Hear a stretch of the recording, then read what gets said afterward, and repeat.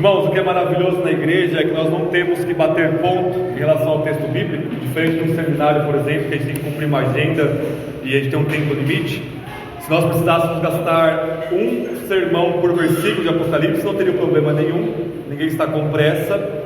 Nós poderíamos passar 20 anos estudando Apocalipse, mas nós também precisamos respeitar a narrativa e como o texto se coloca para nós.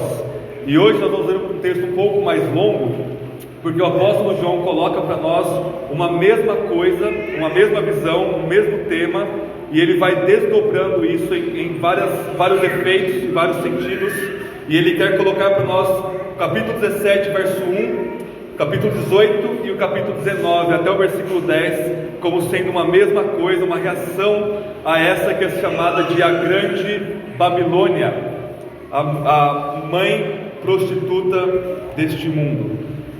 Então, para começarmos, a gente vai ler o capítulo 17, verso 1 ao 6.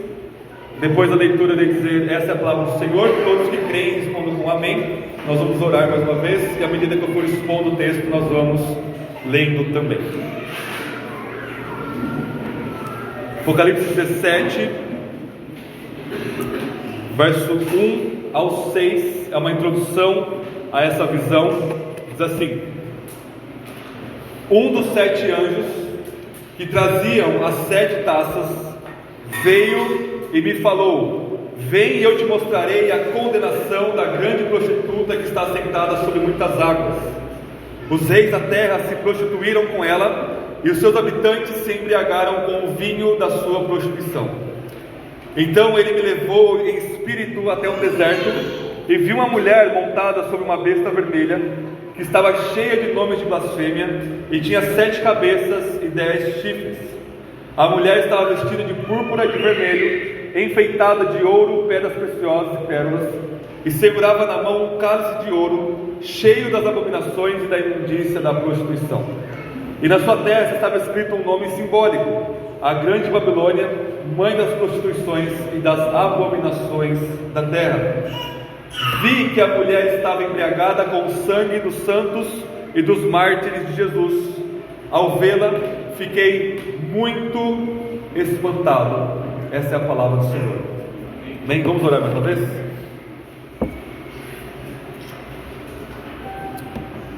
Senhor, estamos diante da sua palavra, que é viva e eficaz, que é santa e inerrante, que é doadora de vida. Ela nos vivifica pelo seu Espírito, revelando-nos ao mesmo tempo a nossa pecaminosidade, a nossa culpa, e ao mesmo tempo revelando a grandeza do nosso Senhor Jesus, que nos lava de todo o pecado e nos transforma à sua imagem e semelhança.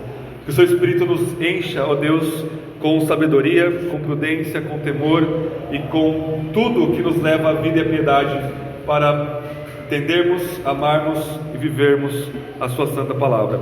Seja glorificado nesse processo todo de salvação nossa e de edificação da sua igreja.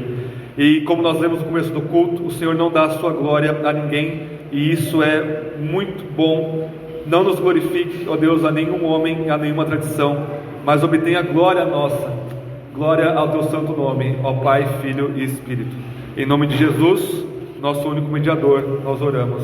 Amém e amém. Irmãos, deixa eu contextualizar vocês aqui de uma forma que vocês vão entender o todo de Apocalipse e como essa visão dessa grande Babilônia, dessa mulher, ela vai se encaixar aqui logo, começando o final de Apocalipse. Lá em Apocalipse 1, João ele tem uma visão do Cristo glorificado. E a visão do Cristo glorificado, vocês lembram, ele está com os olhos como chama de fogo, os seus cabelos são brancos como a neve, ele tem uma espada afiada saindo de sua boca, ele tem um manto de ouro, os seus pés são como latão polido. E nós vimos que toda essa imagem de Jesus que João vê lá em Patmos, ela é com base, ou ela é baseada em Daniel capítulo 7. E lá em Daniel capítulo 7, o Filho do Homem, ele se apresenta dessa maneira como um juiz de todas as coisas.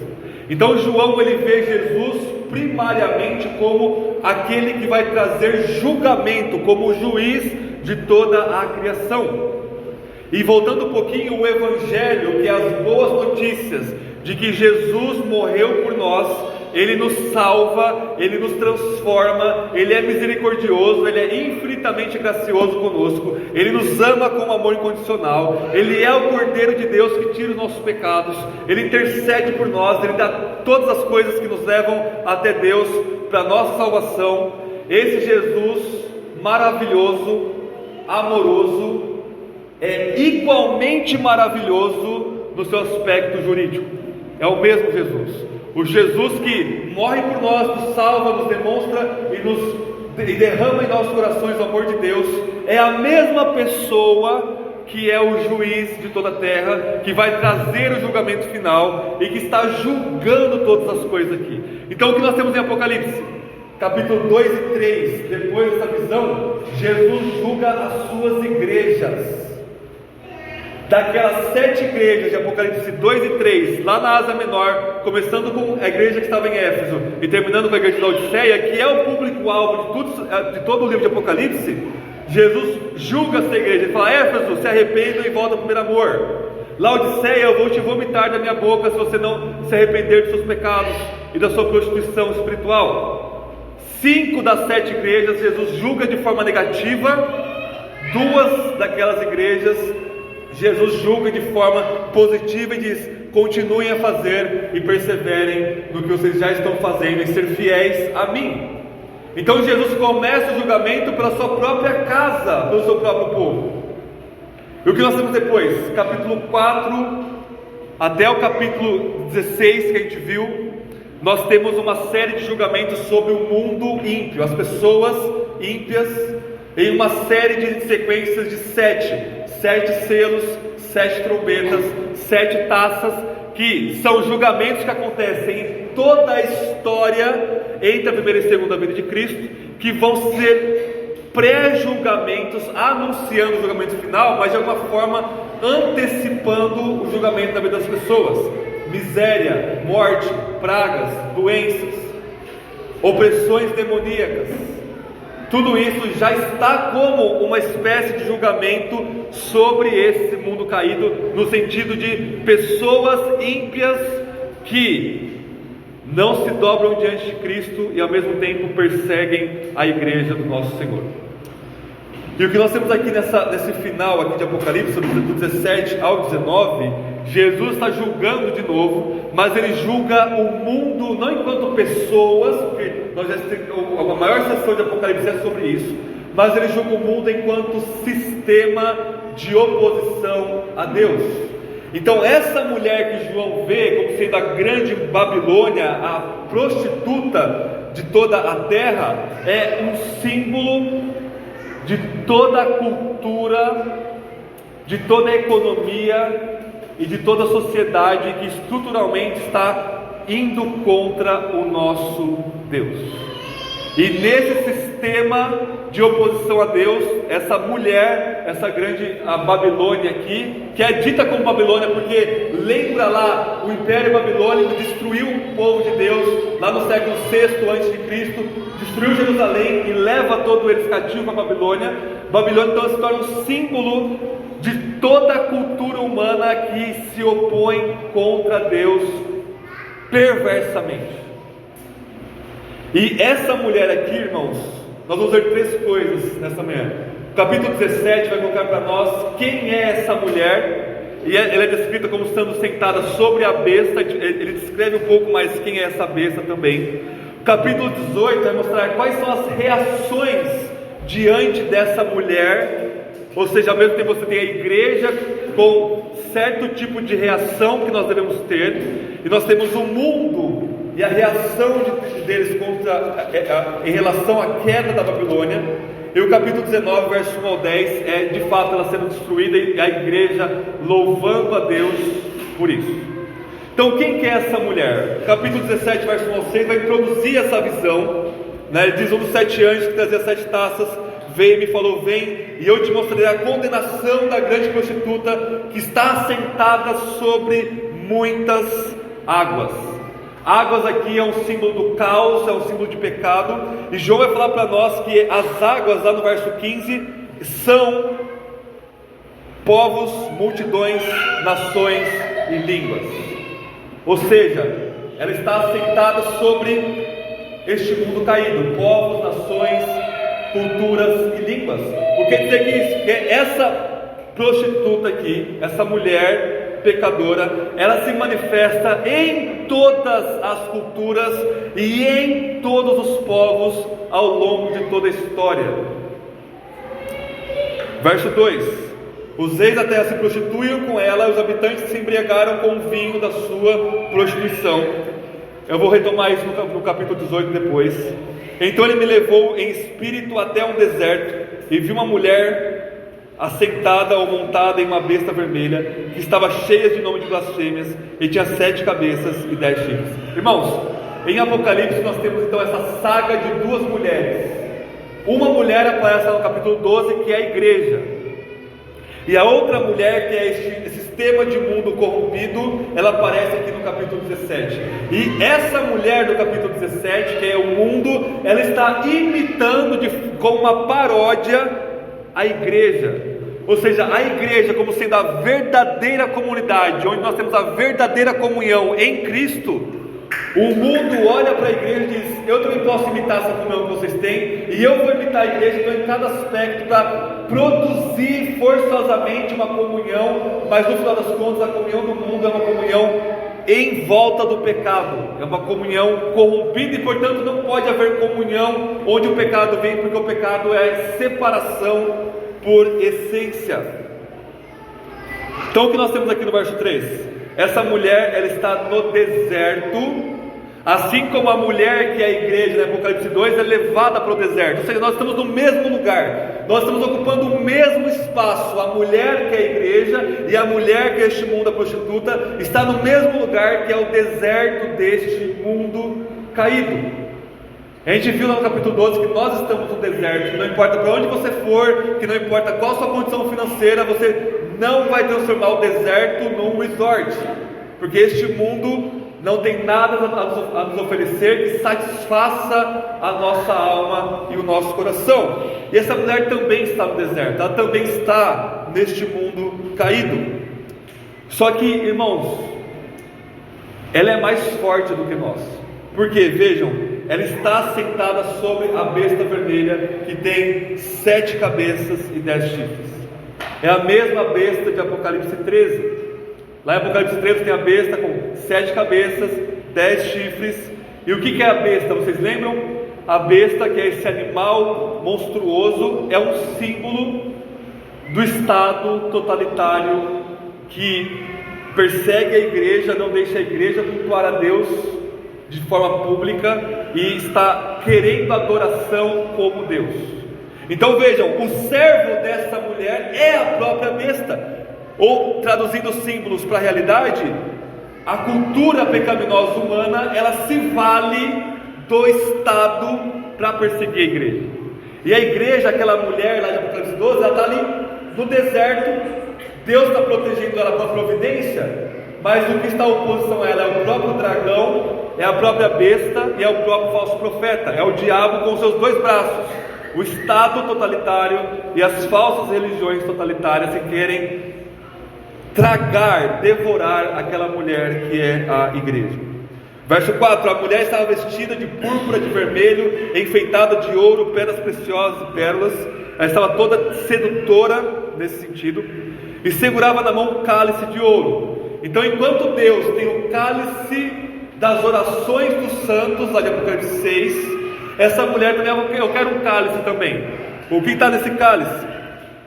Todo tipo de abominação e imundícia de prostituição. E na testa nossa, lá de Apocalipse anterior, os capítulos anteriores, fala que nós temos o nome de Deus e o nome de Cristo na nossa testa. Ou seja, nós temos a mente de Cristo, nós temos uma identidade com Deus como nosso Pai. O que está escrito na testa dessa mulher? A grande Babilônia, mãe das prostituições e das abominações da terra. E a introdução dessa visão termina, irmãos, com a mulher embriagada com o sangue da igreja, que ela vai matando ao longo da história. E ao vê-la, no final do verso 6, João disse: eu fiquei muito espantado. Por quê, irmãos? A grandeza da cultura e da economia humana caída, ela é espantosa. O apóstolo João, um velhinho aqui na ilha de Patmos, alguém que viu a glória de Cristo o tempo todo, viu Cristo encarnado, viu Cristo crucificado, viu Cristo ressurreto, viu Cristo subir aos céus depois de 40 dias, depois ele tem essa comunhão íntima com Cristo, Cristo se revela para ele aqui em Patmos de forma gloriosa, mas a pomposidade dessa mulher, ela é tão grande, que João diz, não fiquei espantado, eu fiquei muito espantado. João está deslumbrado diante dessa mulher.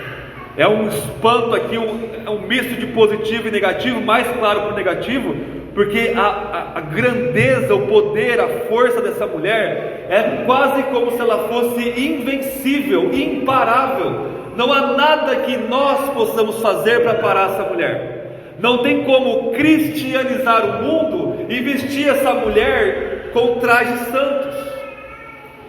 Não, essa mulher ela se impõe à cultura humana. Quando eu falo mulher, vocês entendem que a cultura humana, o poder econômico e social humano, ela se impõe de tal forma que nada pode pará-lo, no sentido da igreja não consegue combatê-la. Pelo contrário, ela está rindo e embriagada com o nosso sangue, porque ela nos mata de forma muito fácil.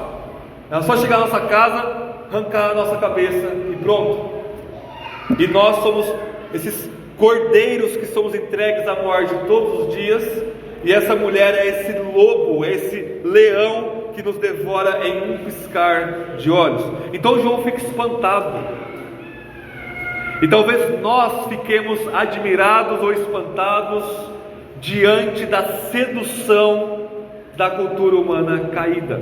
Agora nós temos acesso 24 horas pelos nossos celulares, pelos nossos computadores, pelas nossas conversas, nossas interações.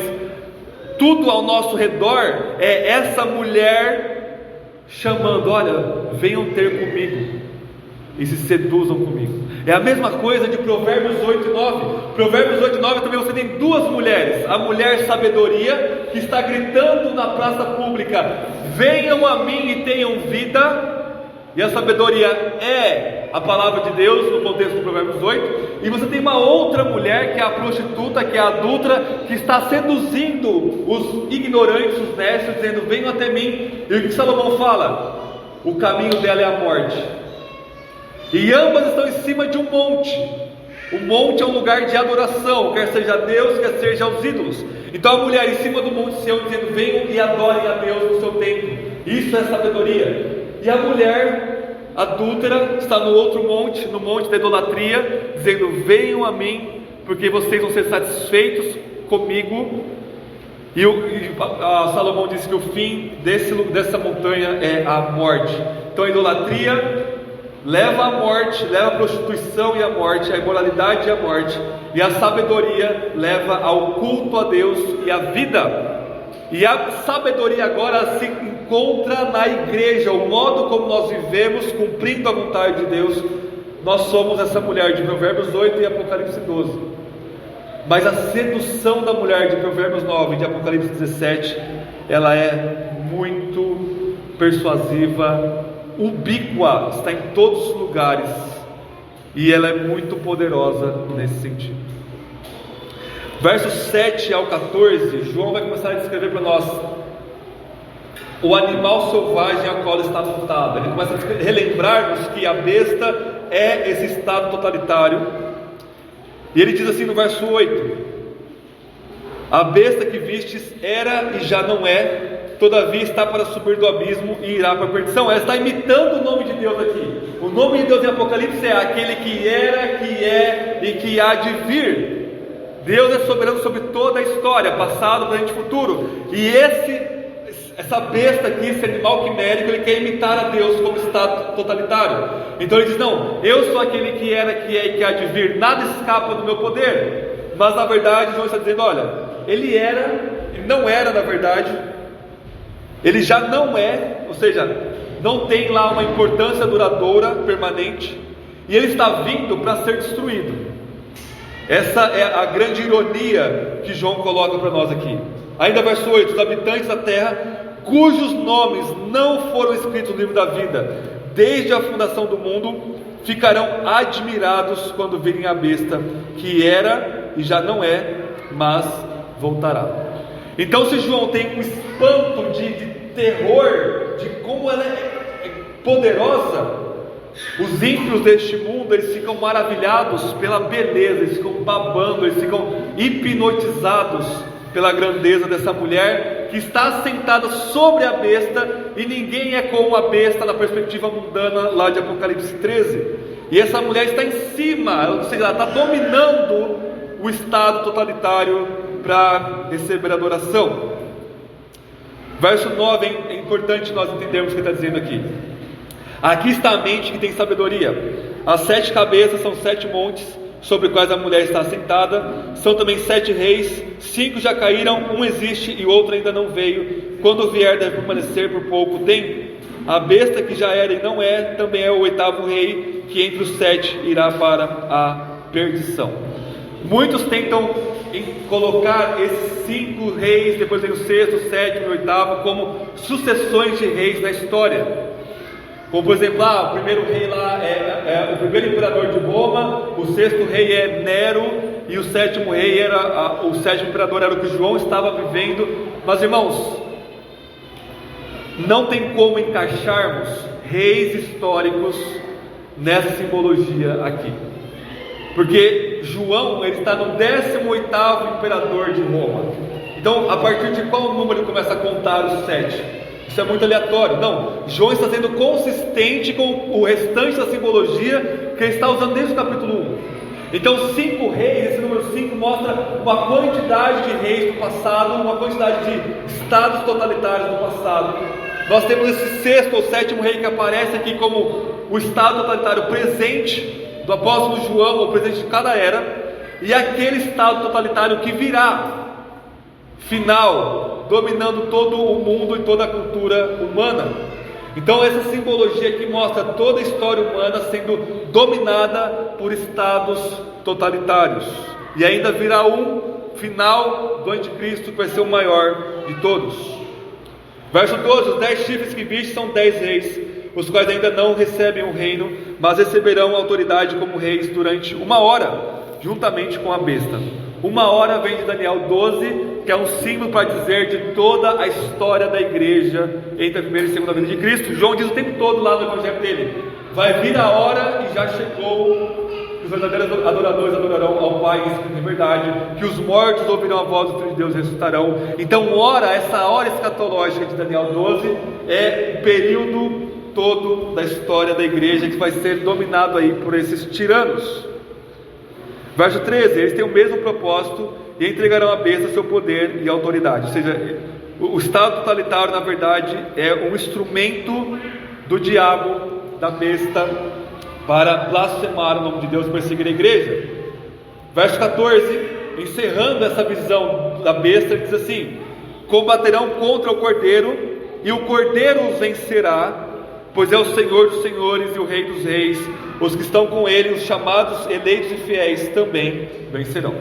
Só para lembrar, a besta ela é grande, ela toma toda a história. O estado totalitário ele está presente em toda a história, mas no fim é Cristo que vence como Senhor dos senhores, e a igreja vence junto com Cristo. Depois desse parênteses explicando sobre quem a mulher está montada, verso 15 ao 18, ele volta a atenção para a mulher de novo. Vamos ler. E disse-me ainda: as águas que vistes, onde se assenta a prostituta, são povos, multidões, nações e línguas. Os 10 chifres e a besta que viste odiarão a prostituta, eles deixarão desolada e nua, e comerão sua carne, e a queimarão no fogo. Isso aqui é muito estranho, irmãos. A mulher está montada sobre a besta, ela domina sobre a besta, mas em um determinado ponto a besta ela se vira contra a mulher e devora ela. O que é isso aqui, irmãos? Deus está controlando a situação para mostrar que o mundo não consegue harmonia. Ou seja, a cultura humana que elege o estado totalitário, depois é devorada pelo estado totalitário humano. E isso é espantoso, isso é uma obra de Deus, em colocar um contra o outro aqui, para mostrar que eles não são nada, e que não há comunhão entre eles, de fato. A besta se volta e mata a mulher. O seu estado totalitário ele vai crescendo, ele vai dominando tanto, que ele não precisa mais se desculpar com a cultura humana que o elegeu, com o sistema econômico e social que o deu poder, porque na verdade é a besta que está usando a mulher, e não a mulher que está usando a besta, e na verdade eles estão sendo usados aí para pecar e para matar o povo de Deus. Verso 17: porque Deus lhe pôs no coração que executassem o intento dele, chegassem a um acordo, entregassem seu reino à besta, até que se cumpram as palavras de Deus. A mulher que viste é a grande cidade que reina sobre os reis da terra. É Deus que coloca no coração da besta, do estado totalitário, o desejo de matar a mulher, a cultura humana, nesse sentido. E isso é espantoso. E nós temos ao longo da história várias civilizações que são essas manifestações dessa mulher sendo morta e devorada pela própria humanidade ou pela própria besta, que é o estado totalitário. Por exemplo, a Babilônia, o Egito, a Babilônia, os gregos e Roma, que João tem em mente aqui, são a prostituta, a mulher, a Babilônia em si, que vai sendo morta, e os reinos, ou seja, Babilônia foi morta pelos Medo-Persas, a Grécia foi morta por Roma, ou seja, a besta está engolindo a cultura, a mulher, e matando ela. E aí quando a besta aqui, do momento que João escreve, é o Império Romano, quando você olhava o Império Romano, dizia: nada pode destruir o Império Romano, nada pode massacrar o Império Romano. Essa mulher montada na besta, ela é imparável. E aí lá na época de Agostinho, século 4 e 5, a prostituta que estava tentando se maquiar com maquiagem cristã, mas não estava dando certo, ela cai. E quando o Império Romano cai, todo mundo fica embasbacado, com a boca aberta. Como é possível a grande Roma cair para os godos, para os muçulmanos, para os bárbaros que a cercavam ali? Era um evento praticamente apocalíptico na mentalidade do pessoal ali no século V. Roma caiu, e todo o sistema humano ele vai caindo. O feudalismo cai no final da Idade Média, a monarquia cai. Depois nós estamos vivendo uma época, em alguns momentos capitalistas, o capitalismo vai cair também. E você fica: como é possível o sistema capitalista cair? Vai cair. O comunismo vai cair. E o mundo vai se devorando cada vez mais. Por que isso? Para mostrar que aquilo que os nossos olhos veem, que parece permanente, ou seja, o nosso status quo, nosso estado atual de coisas, que parece algo permanente, não, é impossível as coisas mudarem.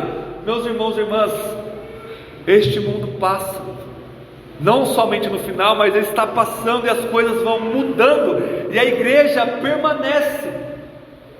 O que aconteceu quando o Império Romano caiu e os bárbaros tomaram conta? A igreja precisou se repensar enquanto igreja, e surgem homens como no século VI, São Bento, que vão para os mosteiros, vamos dar um passo para trás, porque senão toda a cultura bíblica vai desaparecer. E foi um momento naquela época da igreja conseguir ser uma comunidade alternativa, preservar algo de bondade, beleza e verdade naquele contexto.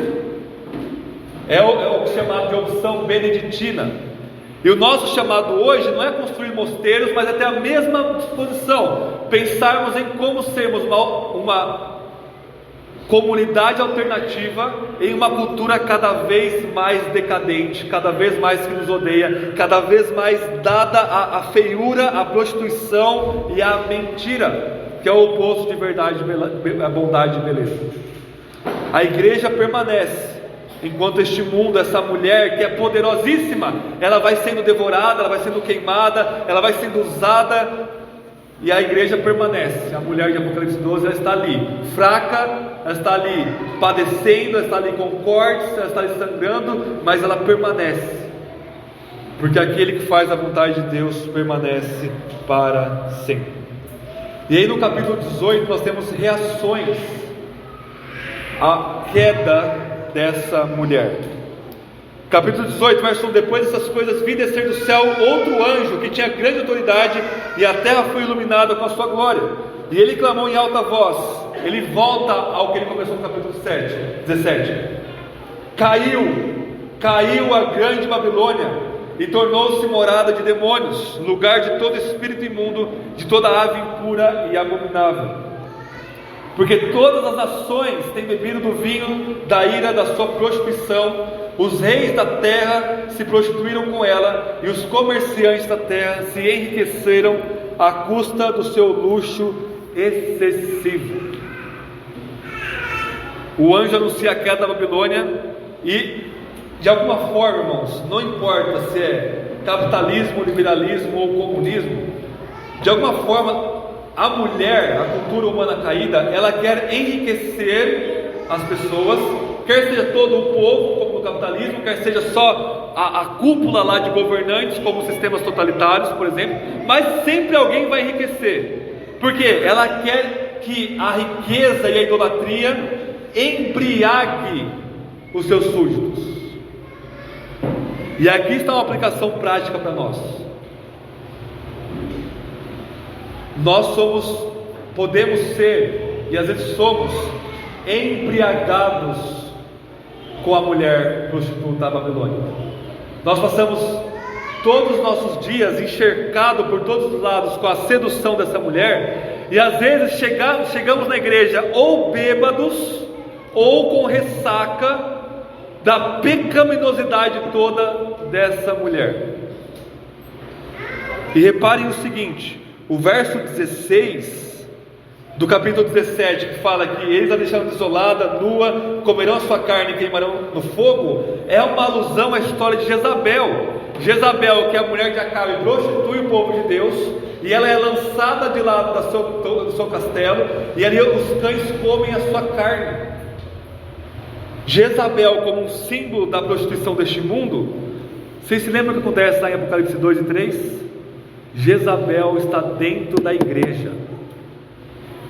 Jezabel, ela consegue infiltrar-se na comunidade dos santos, e Jesus disse: expulsem Jezabel do vosso meio.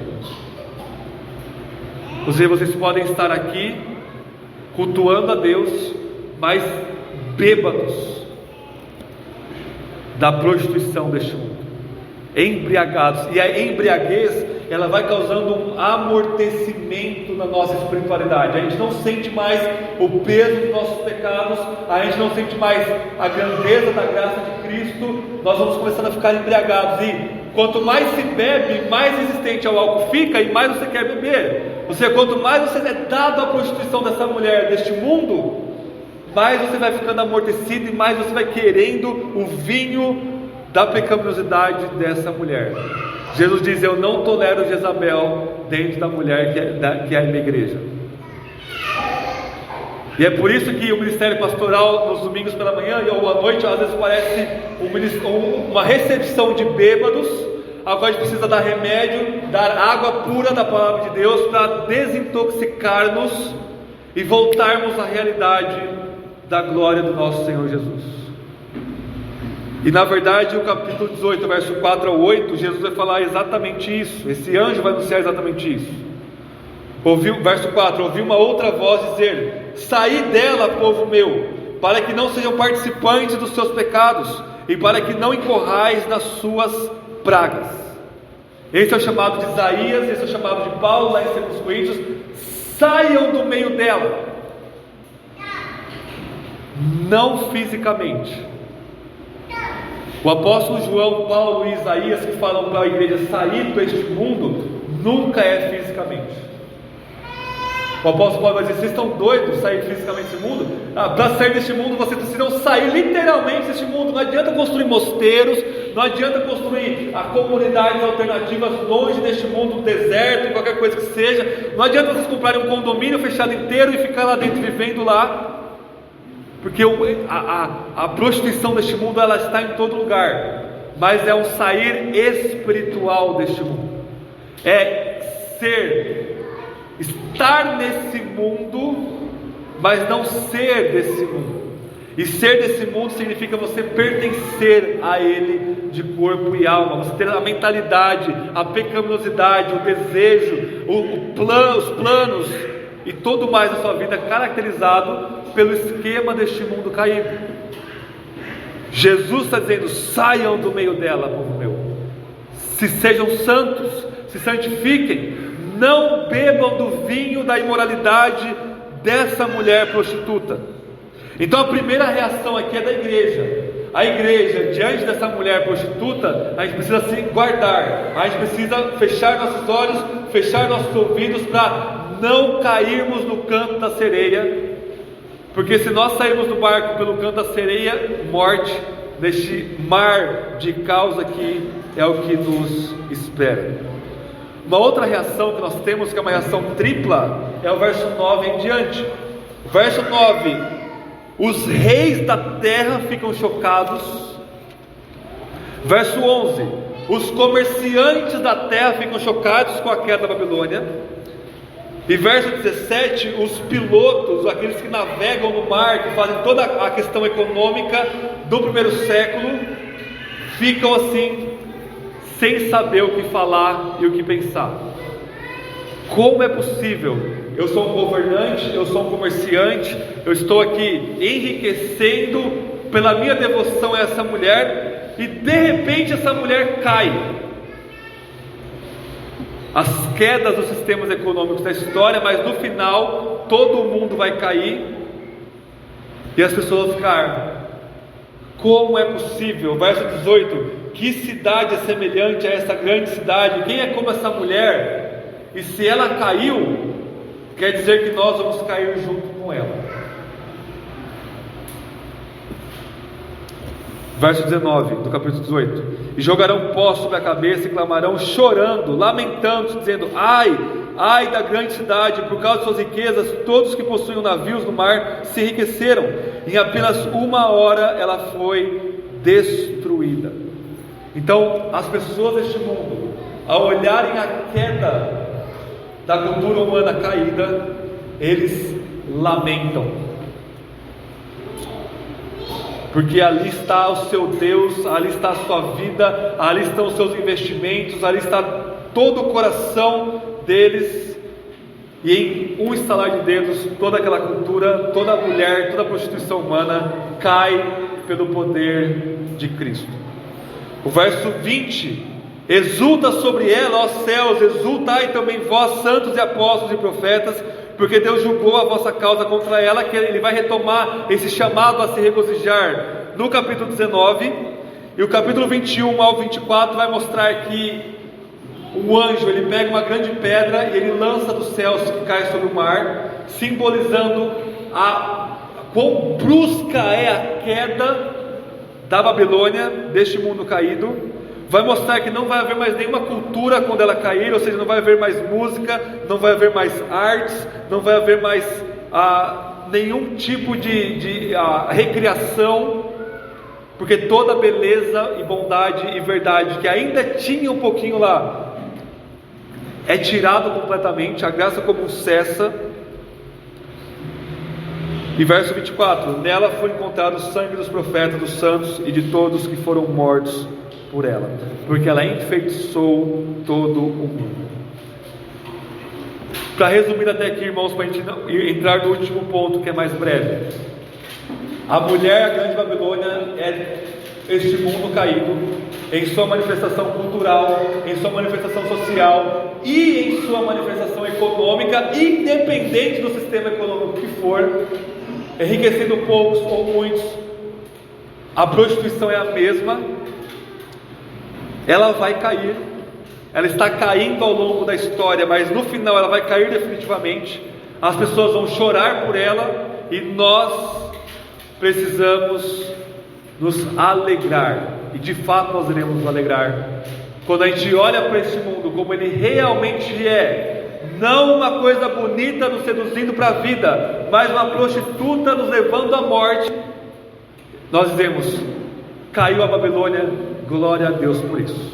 E no capítulo 19, verso 1 ao 10, nós temos dois motivos de louvor da igreja.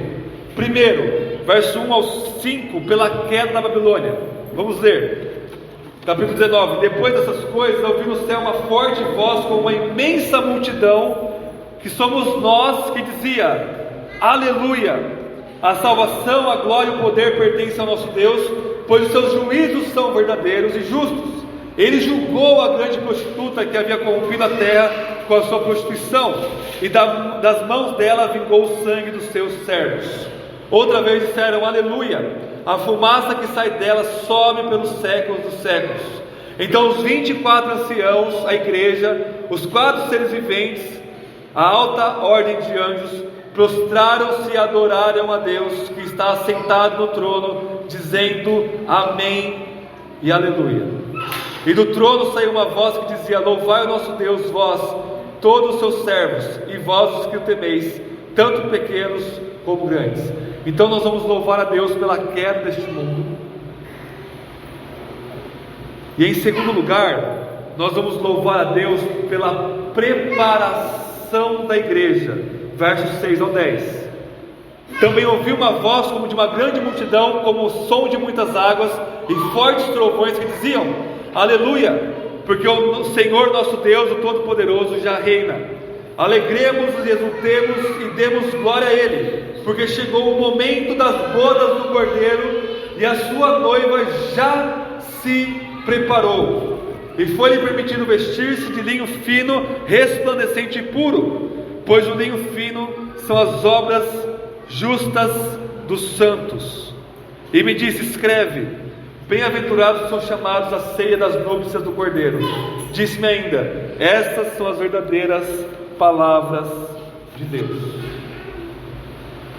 A igreja louva a Deus, João louva a Deus, porque no momento que a Babilônia cai, no momento que a prostituta é morta, a outra mulher, a igreja, ela vai ao encontro do seu noivo e se casa com ele. E para se casar com esse noivo, Deus está preparando ela em toda a história. Ele está preparando nossa vida, desde a nossa conversão até o nosso último suspiro, e está preparando toda a igreja, desde a primeira até a segunda vinda de Cristo, para apresentar essa noiva ao seu filho de forma perfeita. E como nós nos preparamos para o nosso casamento? Toda estrupiada, para usar uma palavra que meu pai usa, no deserto, passando fome, passando sede, sofrendo, saindo sangue das nossas veias, tendo nosso corpo esfolado pela mulher e pela besta, pelo dragão que está querendo nos derrotar. Ou seja, fisicamente não há beleza em nós, mas por dentro nós estamos sendo trabalhados para encontrar com Cristo, e aí sim o nosso corpo vai ser ressuscitado e a nossa glória vai estar diante do Cordeiro, diante do Filho de Deus, e Ele vai nos amar de forma final. Ele já nos ama assim, e Ele vai nos amar de forma final. Tudo bem aí, Lucas? Não está saindo som? Não? Vocês conseguem me ouvir aí? Som? Aí agora foi. Mas estava ligado aqui, tá? Obrigado, irmãos. Eu não consigo perceber aqui por causa do retorno. Nós louvamos a Deus porque nós somos preparados. Parece que parou de novo, né? Somos preparados para isso. E o que nos prepara são as nossas obras, são a nossa obediência, a nossa fidelidade a Deus. Tudo bem? Vai trocar? Não tem problema. Perdoem por isso, irmãos, mas como nós nos preparamos? Verso 10 vai terminar da seguinte maneira: então me lancei aos pés para adorá-lo, mas ele me disse: olha, não faças isso, sou o seu conservo e dos seus irmãos que têm o testemunho de Jesus. E o que o anjo diz? Adora a Deus, pois o testemunho de Jesus é o espírito da profecia. O que isso significa? O que é profetizar?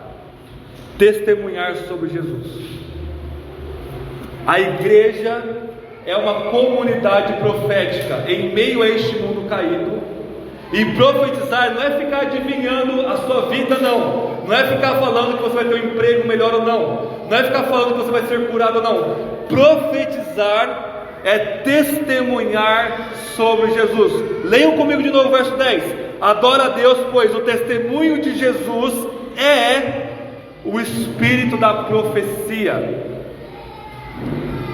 Ou seja, enquanto nós profetizamos, enquanto nós falamos sobre Jesus e obedecemos com as nossas obras, isso vai nos adornando para nós finalmente encontrarmos com o nosso Senhor Jesus. Qual que é a aplicação, irmãos, de todo esse texto? Não se embriaguem com essa mulher. Não se embriaguem com a prostituição que está diante dos nossos olhos. Não se embriague com a tecnologia, com dinheiro, com promessas vazias. Se satisfaçam com o banquete de Cristo, que é a sua palavra, na comunhão dos santos.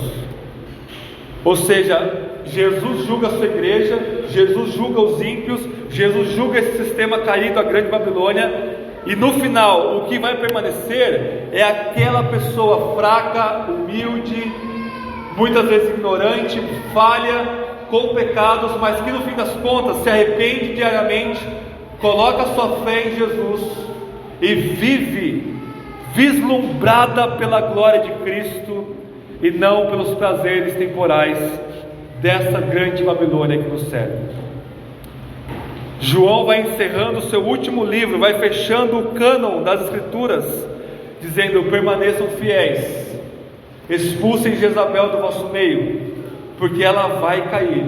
E quando ela cair, se você chorar, presta atenção, se você perder o seu emprego, perder o seu status, precisar diminuir o padrão da sua vida, perder a sua casa, você olha para isso e você chora, boca aberta. Mas como que é possível a Babilônia da minha vida cair?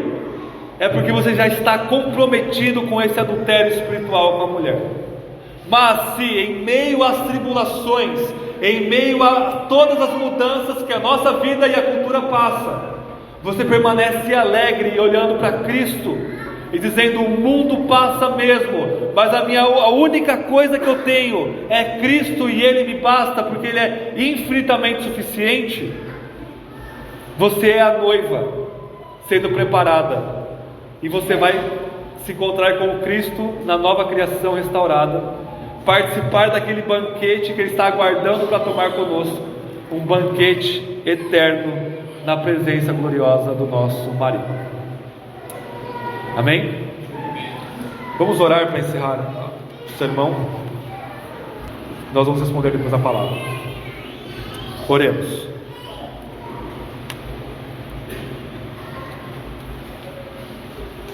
Senhor, nossos olhos facilmente ficam hipnotizados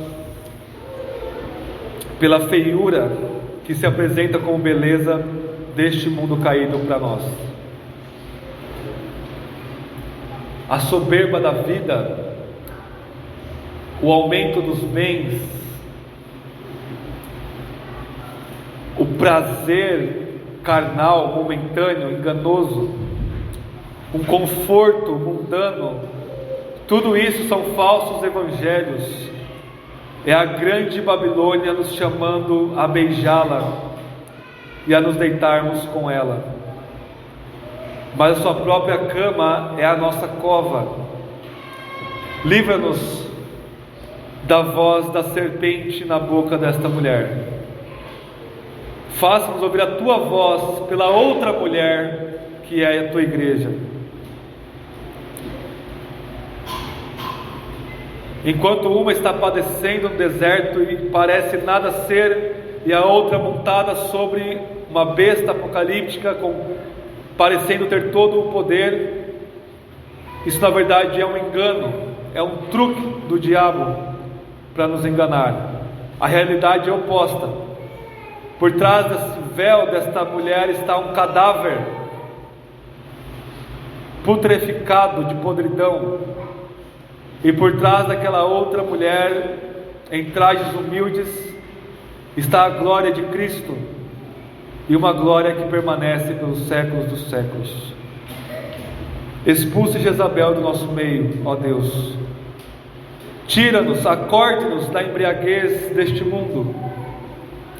Perdoe os nossos pecados e seja glorificado por nós, pelo nosso testemunho profético de Jesus, pelas nossas boas obras neste mundo caído, e que o Senhor nos tire do meio dela espiritualmente e fisicamente